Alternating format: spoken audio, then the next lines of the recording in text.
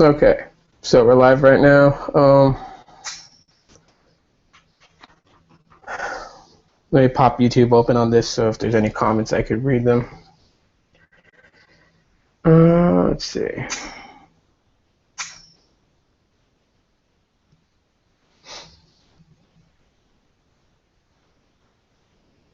It doesn't show it, so I don't know.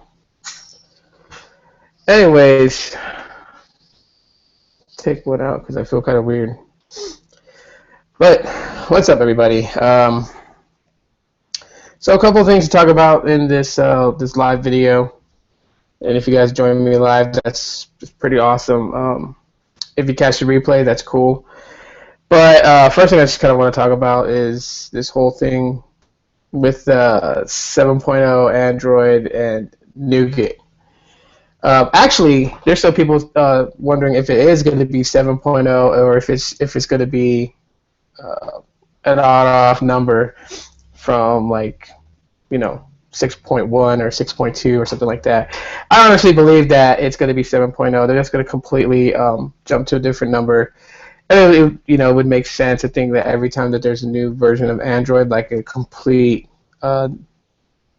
just turn around, that they would move up in numbers. So I do think it's going to be Android 7.0. But the thing about it being Nougat, there's just so much mixed emotions about it being called Nougat, and some people don't even know what a Nougat is. Or, I mean, I pronounce it as Nougat. Some people call it Nougat. I don't know. There's just so much confusion about it, about the pronunciation of it, and then really, honestly, when it comes down to that, like I typed up a blog yesterday on my blogger, and I said, it's pretty much just how you want to say it, like tomato, tomato. Really, there's no wrong way to say it. You say it however you want to say it, but that's one of the things that people are absolutely making a big deal out of is how to say it, but also the fact that it's a boring um, dessert or sweeten it, whatever, candy, whatever it is just boring.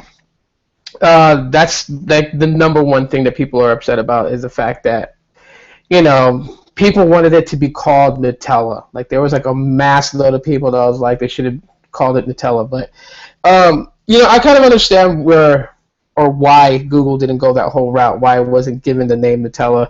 And it's not like Google can just go and do that. I mean, if they were gonna use Nutella as their official dessert selection for Android 7.0, there's a whole lot of things they would have to do the same they did with Kit Kat, like get licensing permissions to use Nutella and all this other stuff. And the way that I see is, um, if in fact that Google is ever contemplating about using Oreo for the next version of Android, they're going to have to go through all that licensing and all that stuff and pay all that money out.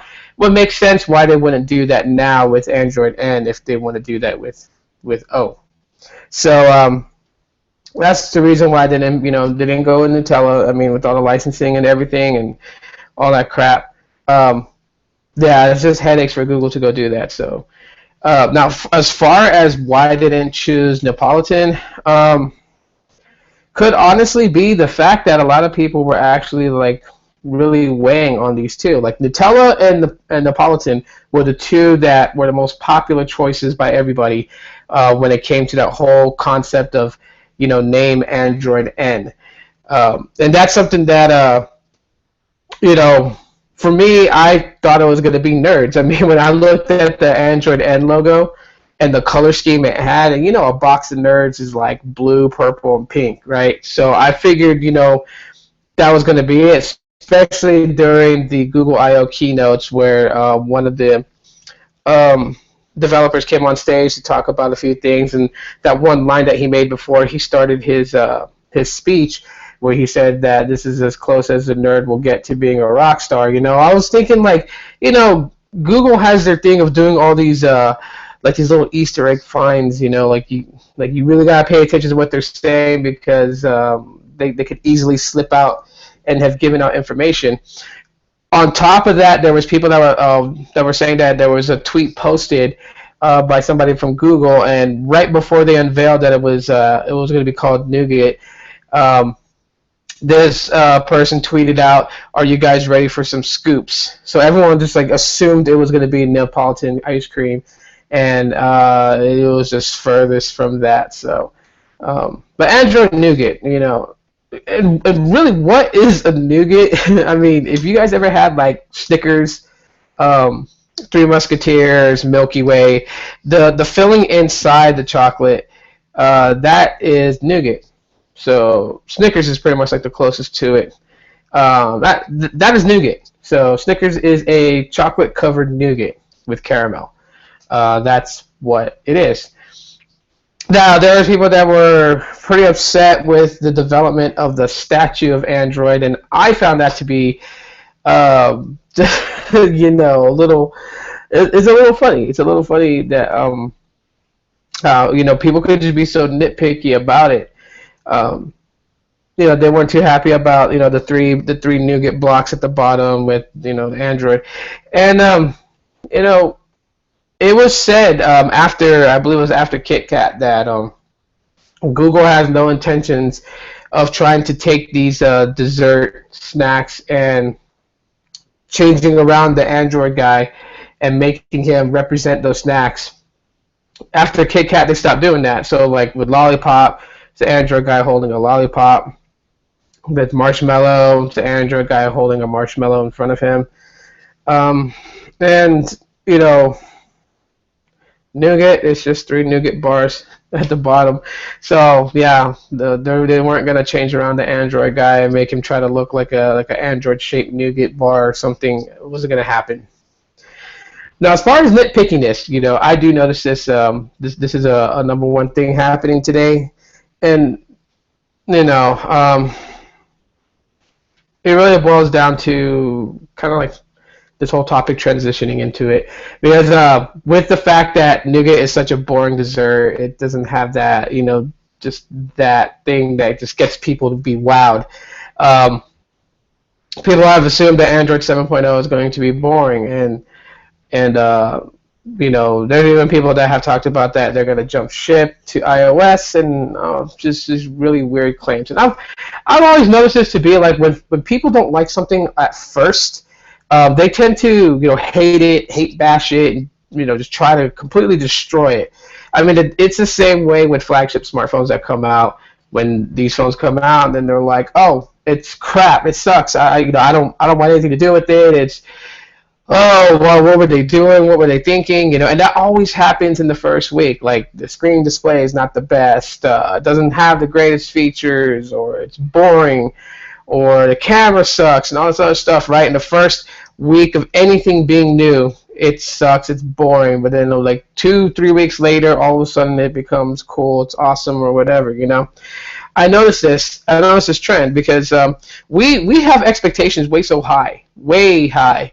Uh, when it comes to screen displays, we expect it to be 10 times better than last year's flagship. With cameras, we expect it to be able to take 4K pictures. So, and, which is fine. I mean, you always want the best quality, the best clarity when you're taking photos of, maybe you're on vacation with your family or something. You want to get the best photos out there. But I always find it weird this, like not everyone in the world is actually interested in photography. So for me, when it comes down to this whole camera thing of being like 4K and all this other stuff, videos and things like that, like, and then they're gonna take just random boring shots of a chili dog, which is what I do. I take random shots of like, I'll take a picture of my lunch. It has absolutely nothing to do with anyone in the world. It could be the most plain Jane lunch ever done, like a ham and cheese sandwich, and I will post it on Instagram. It's like, I'm that type of thing. So I'm referencing myself.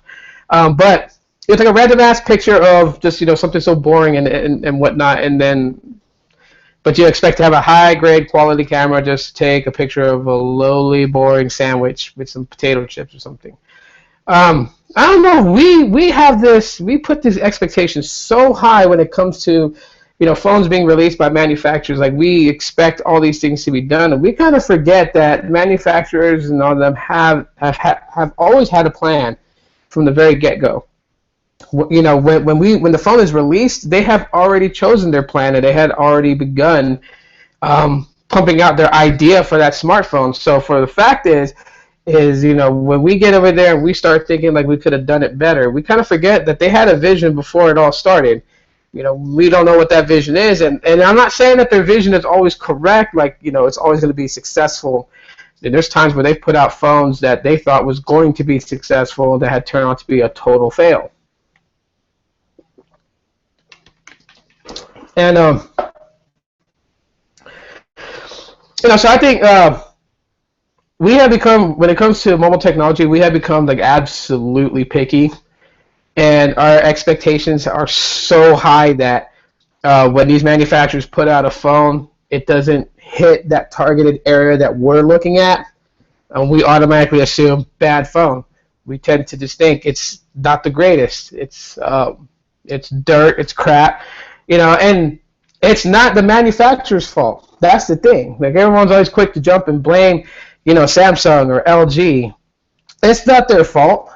It was never their fault.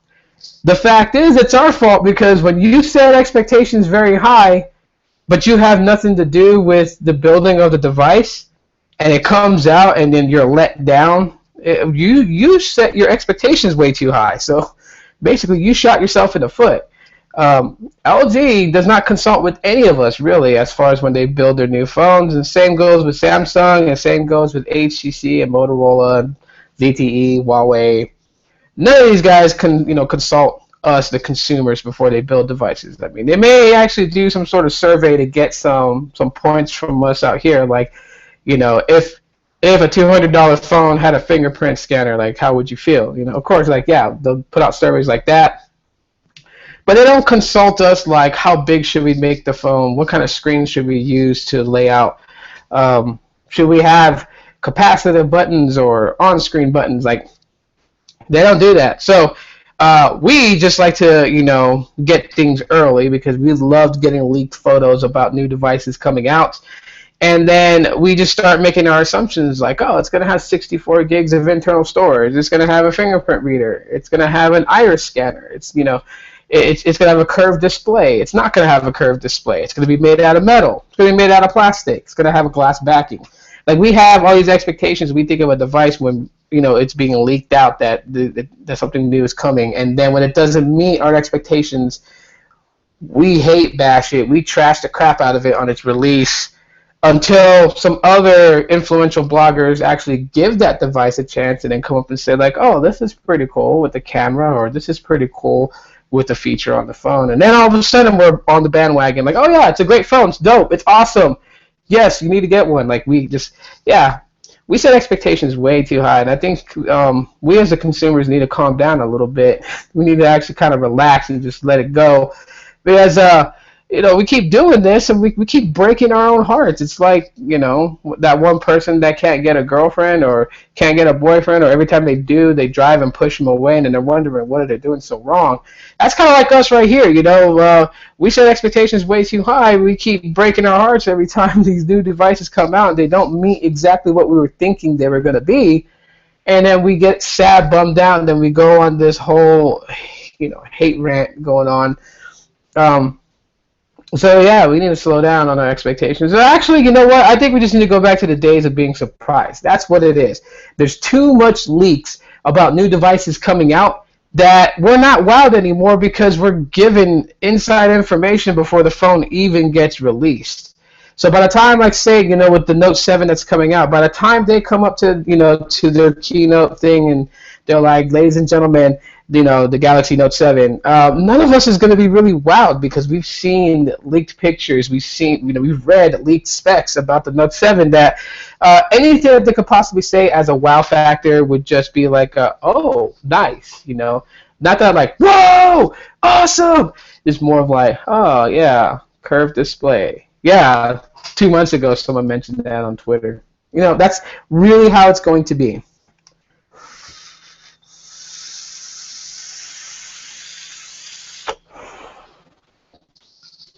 So anyways, all right, moving away from expectations, because we spent a lot of time on that one.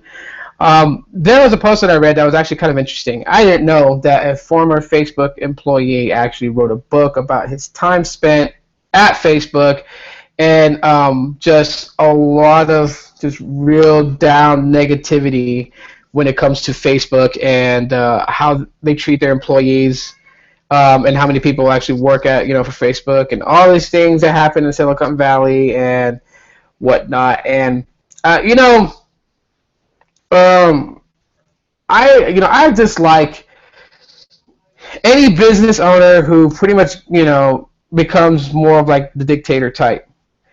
And so, I wanted to check out that book. I wanted to see what it was about. So I actually did some reading on it, and to my surprise, like, wow, they really run Facebook like a real tight operation.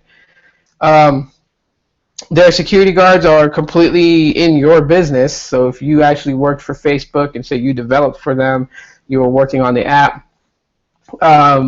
Yeah, their security guards had access to your email. They had access to your phone. You really had no privacy. Um, and in the book, they also talk about the Zucks. Oh yeah, the Zucks, coming up from a college guy and creating Facebook to running shit, was a $1 billion empire right now. Facebook is, and just how he could be and how he acts towards people. So, me, I mean, I use Facebook. I don't know what you guys use or what you guys prefer to use as your social media, but I use Facebook, and it's not my main social. It's not my main social media. Like my main social media, actually, which a lot of people don't use, is Google Plus. Google Plus is the one that I like to use. I like to read people's stuff, watch video clips that people share. I like to check out people's pictures that they post up in their collections.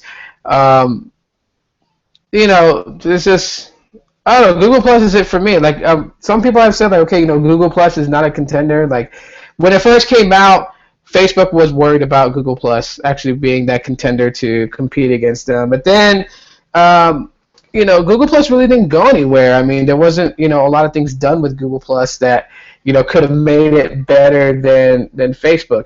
And I'm saying that from like a collective thought. Okay, so for those people who are fans of Google Plus, I'm not bashing it. I actually like Google Plus over Facebook. But as a collective, from what people have said in mass, comments, that Google Plus just didn't entice them enough to use it. Um, People have found that you can use Google Plus on a business side, and it can be a very, very helpful key if you run a business. And yeah, that's totally true. But for just the average Joe, the average Jane, to use Google Plus as social media, get their whatever, their meme posting and video cooking, sharing videos, that kind of stuff that you see on Facebook all the time. They don't really do it on Google Plus. I don't know why. I really just am like, wow. I don't get what the difference is. I mean, is it the color of Google Plus? Does the burnt red orange, have anything to do with turning them off about using the thing? I mean, seriously, Google Plus has been around for a long time. For me, it's different from Facebook in two ways. One is the collective minds involved. It just seems that Google Plus has more maturity than what Facebook does. And I'm not saying that. I'm not insulting people. Okay, insulting people. I'm not insulting people at all and saying that everyone on Facebook is immature. Like, no, I'm not saying that. But when you go on Facebook, because of the amount of people that's using it, you do get this vibe when you're using it. Also, depending on your friends that you add, it just feels like like MySpace. And MySpace is, MySpace is pretty much like over with. Facebook killed off MySpace. But yeah, it just feels, just for the younger generation, the young at heart, the young in mind, When you go to Google Plus, it has that feel of like maturity, which I think is Google Plus's downfall. Because when you think about it, maturity equals boring. And I think that's how a lot of people tend to look at Google Plus when they actually try it out. Like, oh, it's boring. Not much to it. Sure, Google Plus is like the haven for us geeks. Like us geeks use Google Plus like boom, sharing photos, everything. Like we know the ins and outs, the inner workings and the outer workings of Google Plus. We know it. And the reason why we know it is because that's what we use. Because on Facebook, everything is pretty much so cluttered and just a whole bunch of clusters of memes and dumb shit put up on there. And all this, religious, if you don't like and comment amen and share, you're going to hell type stuff. Like, that's all we really get with Facebook nowadays. Cooking videos, memes, news, and then religious persecution. That's all we really get on Facebook nowadays. That's what I get a lot on my timeline, and that's the reason that, with me, Facebook can be handled by Twitter. Like, my Twitter app governs my Facebook. I have it set that when I tweet something, that's going to post to Facebook. So I really don't have to go into Facebook and post anything. I can have Twitter handle that. If I want to post a picture or video, Instagram governs that. I go on Instagram, I post a picture, I post a video, it goes to Facebook. So I really don't have to actually open my Facebook app to be in there. I use the pages, the Facebook pages, because I have a fan page on Facebook for Aloha Android, and I do post up things. I do post videos there, and I do live streams. So, yeah, but the same as for on the Google side, I have a community Aloha Android, and on with that community, I do post on there, and I am trying to make it more active and have people, interact more. But I mean, it's by everyone's hands if they're going to interact with each other and if they're going to post things or not. It's way out of my hand. I can't force people to post things on the community. I can only post what I want to share. So, with that being said, my daughter's coming up here.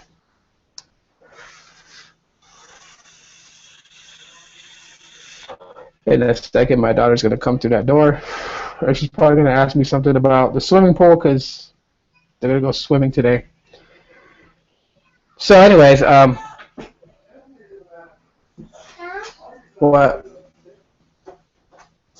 This is my daughter's house. All right, you need to go downstairs with everybody, and then I'll go put the pool out.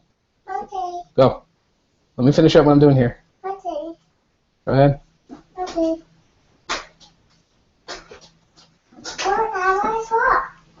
Turn it. There you go. Close the door. Okay. Bye. Bye.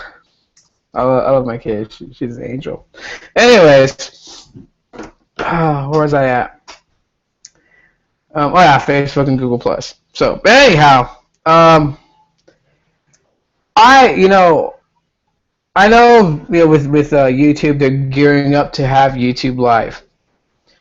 Honestly, I mean, with Hangouts is like a toss up in the air, and I don't know, we're kind of like transitioning onto something else, but Google makes too many messaging applications. As far as I'm concerned right now, there's too many of them. There's Duo that's coming, there's Aloha that's coming, which I'm excited for both of them.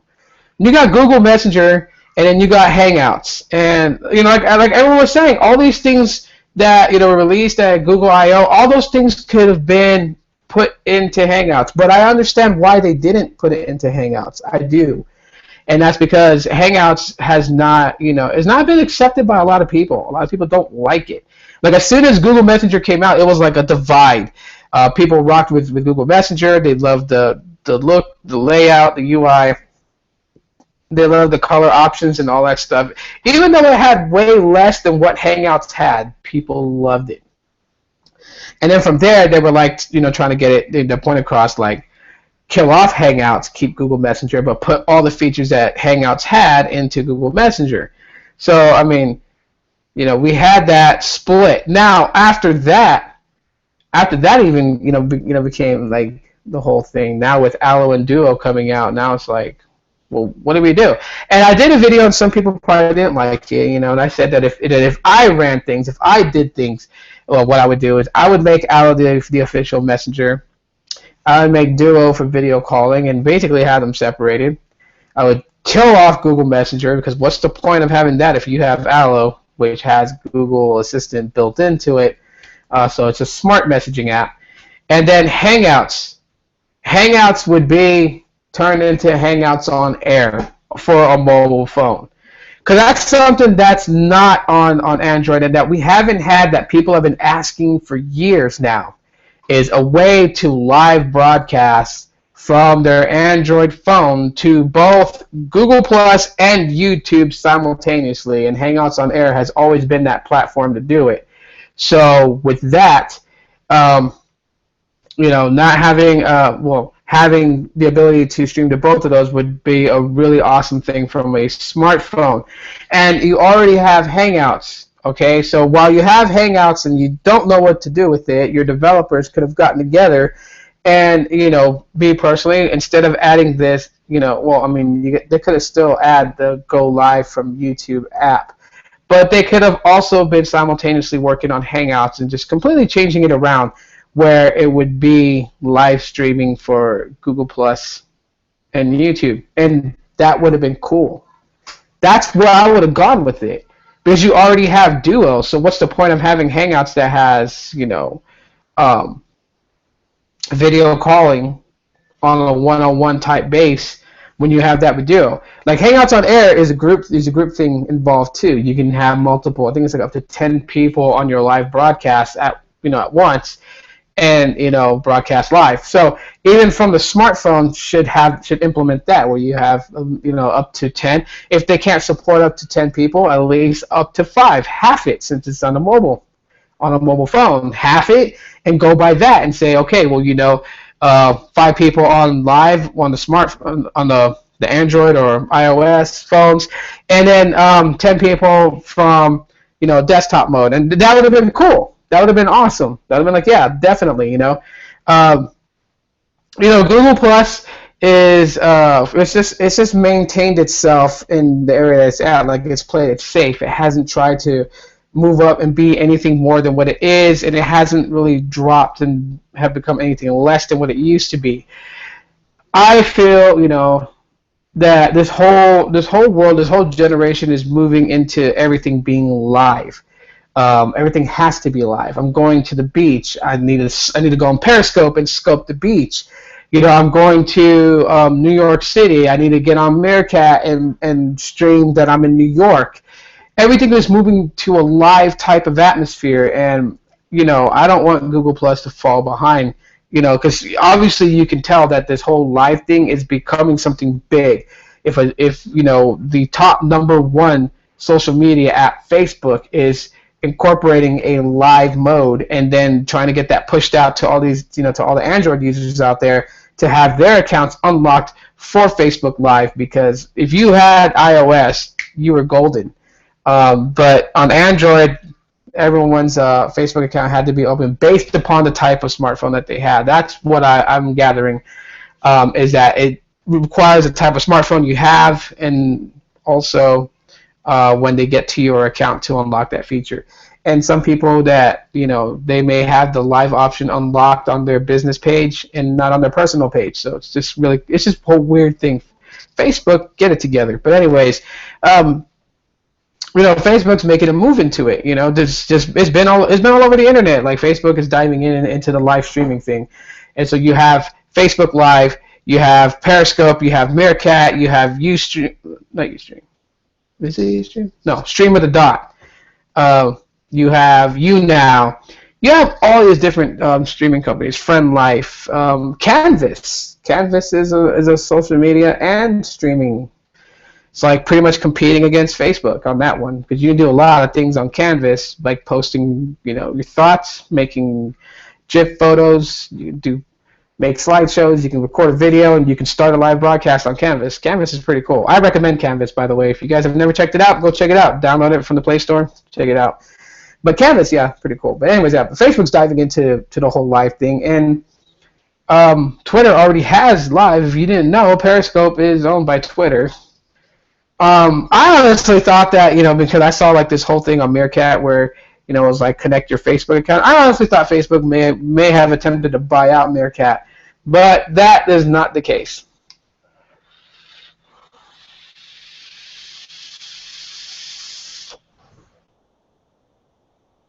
But anyhow, so for those people who came in and checked this out live, thanks for checking it out live. I'm actually going to hang it up right now and get on with the rest of my day. Just wanted to go on live and broadcast real quick and just kind of share those things. So if you guys catch the replay, thanks for watching the replay. For YouTube, if you guys enjoy it, drop a like. If you have not subscribed to my channel on YouTube, click that subscribe button. And that's it, guys. Thanks for checking this out, and I'll see you guys live next weekend. So have a great day. Happy 4th of July. Be safe. Yeah, just not a lot of drinking, and watch the fireworks, and definitely keep an eye on your kids for all their safety and whatnot. And yeah, let's yeah, lost my mind there for a second. You guys have a great one.